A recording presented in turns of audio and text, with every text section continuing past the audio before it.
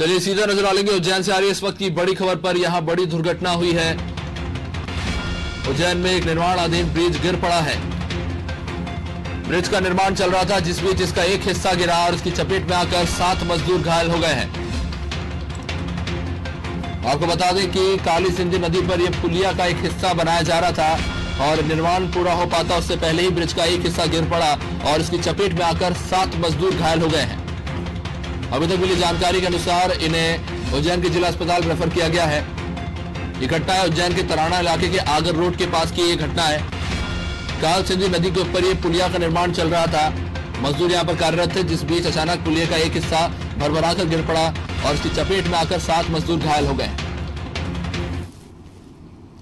ये तस्वीरें निकलकर सामने आई है। जो प्रोजेक्ट चल रहा था इसकी कंस्ट्रक्शन की, ब्रिज का निर्माण चल रहा था, इसी बीच अचानक से ब्रिज का एक हिस्सा अचानक भरभरा कर गिर पड़ा और इसकी चपेट में आकर 7 लोग घायल हुए हैं। ये तस्वीरें उज्जैन के तराना क्षेत्र में काल सिंधी नदी के ऊपर जो पुलिया बनाई जा रही है उसकी तस्वीरें हैं।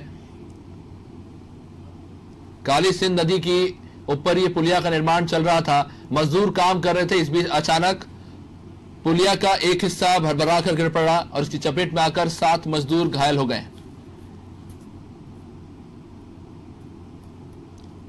पुलिया का निर्माण चल रहा था और अभी भी इसका निर्माण जारी है, जिस बीच अचानक ये दुर्घटना हुई है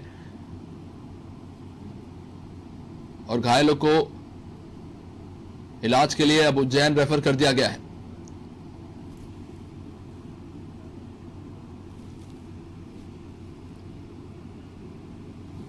संवाददाता नतन गिरी हमारे साथ है।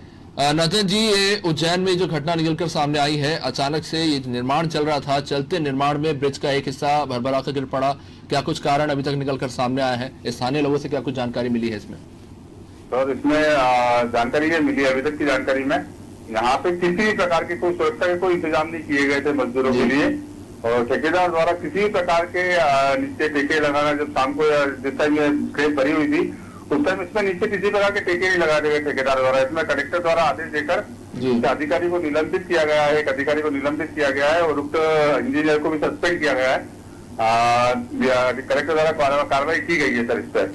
जी, कितने लोग इस घटना में चपेट में आए हैं, उनके क्या हालात हैं? 6 लोग चपेट में आए सर, 6 लोग जो सिविल अस्पताल उज्जैन में भर्ती किए गए सर इनको। जी, प्रोजेक्ट मैनेजर का क्या कहना है इस घटना को लेकर कि बड़ा मामला है, 7 मजदूर अभी तक बताए जा रहे हैं कि घायल हुए हैं, क्या कारण बता रहे हैं प्रोजेक्ट मैनेजर इसके पीछे और इतनी बड़ी लापरवाही आखिर कैसे हुई?